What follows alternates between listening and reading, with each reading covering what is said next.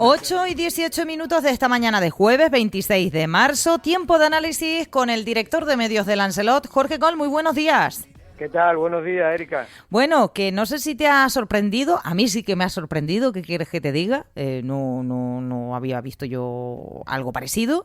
Esa investigación que al parecer se ha abierto en Arrecife por, al parecer, anulación de multas y que ahora parece que la Fiscalía investiga de mandatos anteriores. No sé qué te parece esta información que ha trasladado el propio ayuntamiento.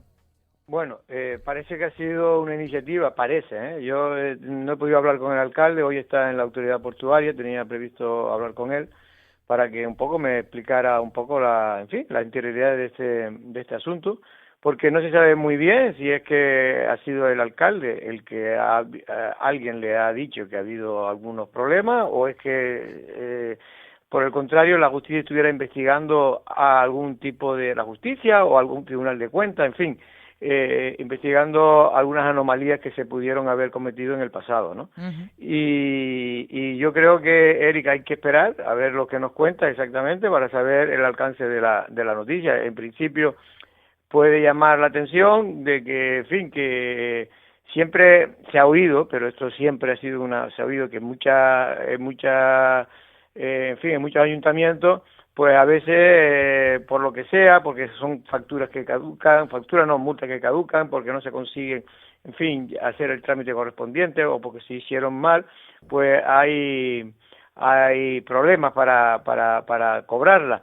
Y luego, esto es una cosa y otra cosa es que haya ya connivencia, digamos, por parte de algún funcionario para evitar que alguien pague unas multas. Uh-huh. Ahí es donde está la investigación y vamos a esperar que se sepa algo más. Uh-huh. Bueno, parece que las explicaciones que ha dado esta misma semana en el pleno del Cabildo el presidente Osvaldo Betancourt no le sirven a la oposición y más concretamente al Partido Socialista, que ha mandado una nueva nota de prensa, en este caso denunciando, dicen, el doble discurso que tiene, que cuestiona la SAR en la isla mientras dicen que respalda en el Parlamento el decreto que facilita su implantación. Betancourt ha dicho por activa y por pasiva, incluso en ese manifiesto conjunto, ¿no?, entre Lanzarote y Fuerteventura, que no se tocará suelo rústico para parques fotovoltaicos y que se hará las cosas consensuadamente con los distintos actores de Lanzarote.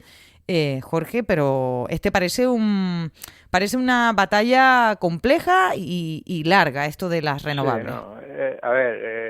Aquí está un tema que se está haciendo mucha demagogia, mucho populismo con un tema que es vital para Canarias y para España y para el mundo, que es la utilización y la implantación de energías alternativas en el territorio europeo, ¿no? Uh-huh. Bien, esto es una cuestión que yo creo que todo el mundo siempre ha estado a favor y ahora, curiosamente, pues hay como un cierto rechazo a las energías limpias, ya solo nos faltaba eso. Pero claro, como eso no se puede decir, pues bueno, que se vote por parte en el Parlamento pues la instalación de las energías eólicas y fotovoltaicas, yo creo que no es ningún crimen, más bien es todo lo contrario.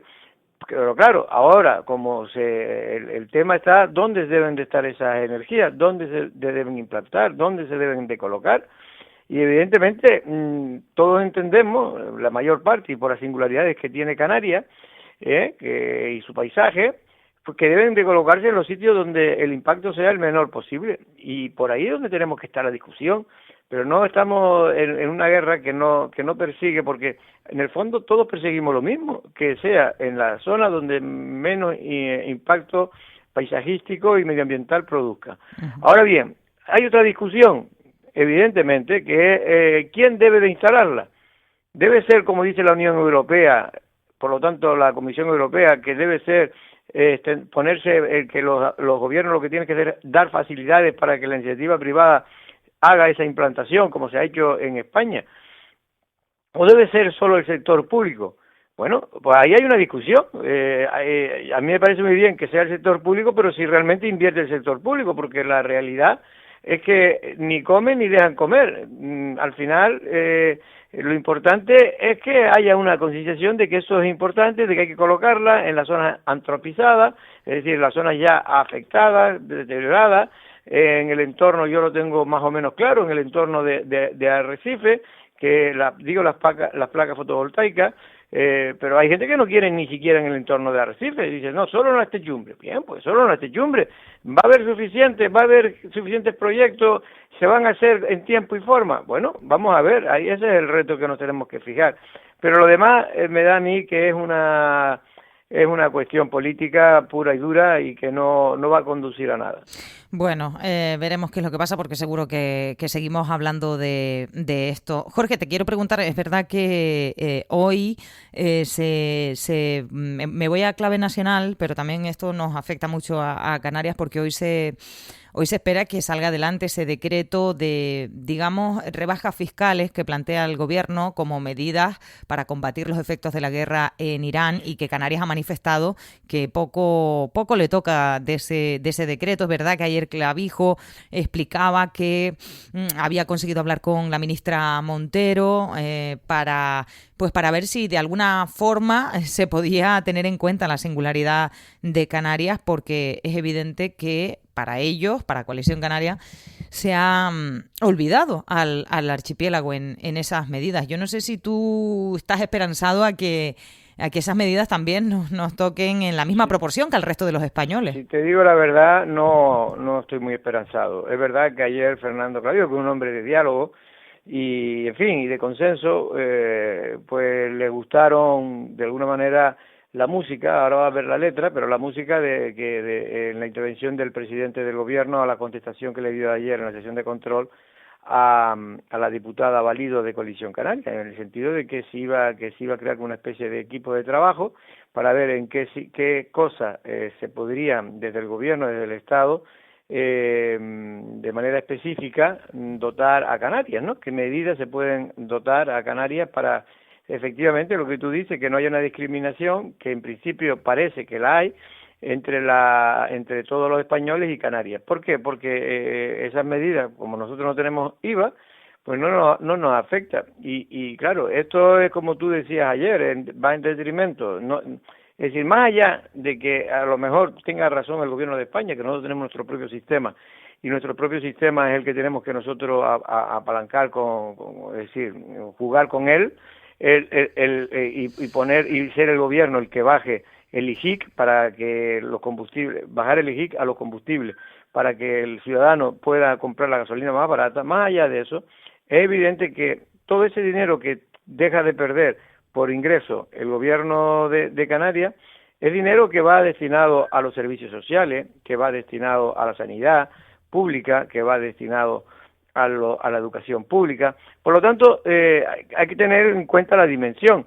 Es verdad que tendrían que haber unas medidas compensatorias, es lo que creen algunos, lo que cree al menos el gobierno de Canarias, que deben de haber algunas medidas compensatorias, ya sea vía financiación, ya sea vía, en fin, buscar los mecanismos donde de alguna manera o darle mayor posibilidades de crédito en la regla de gasto al gobierno para no perder capacidad inversora y poder pedir más crédito, porque Canarias es de las comunidades menos endeudadas de España, no porque no sobre el dinero, que alguna gente se lo cree, no, es porque nosotros en su tiempo fuimos de las comunidades en la época de Paulino Rivero, cuando el tema de la regla de gasto, es decir, que no te permitían gastar más dinero que lo que tú ingresabas, más o menos es así.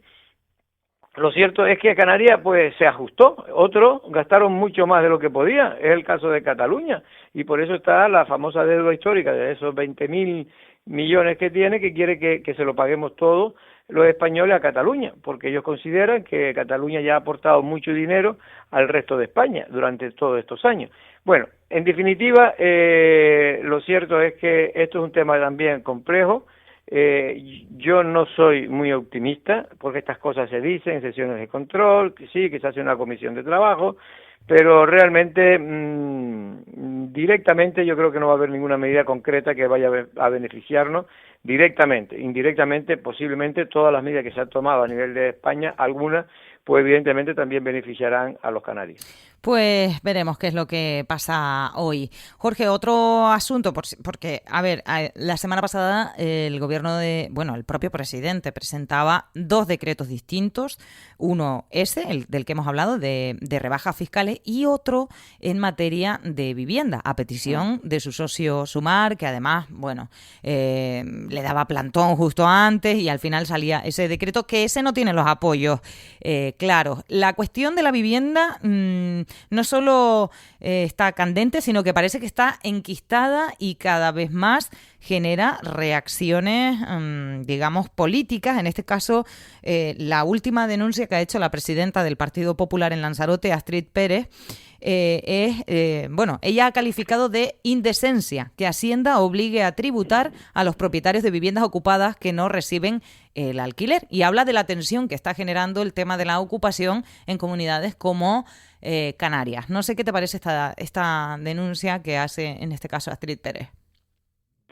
Bueno, a ver, Astrid Pérez ha sido siempre muy contraria precisamente a la famosa ley de vivienda del gobierno de España que se hizo con Pedro Sánchez y Podemos en aquel entonces, y que yo creo que efectivamente ha traído, por muchas buenas intenciones que tuviera Podemos y el Partido Socialista, pero el Partido Socialista, una parte del Partido Socialista no estaba a favor tampoco de esa ley, pero bueno, no tuvo más remedio por aquello de que era una ley de Podemos.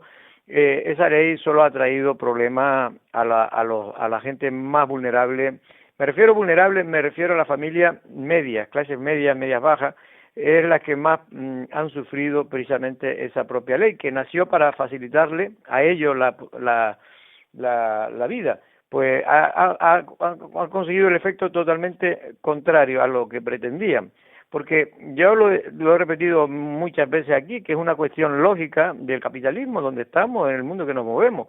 Es decir, si tú pones más dificultades al propietario para alquilar una vivienda, evidentemente hay gente que se lo pensará dos veces a la hora de alquilar.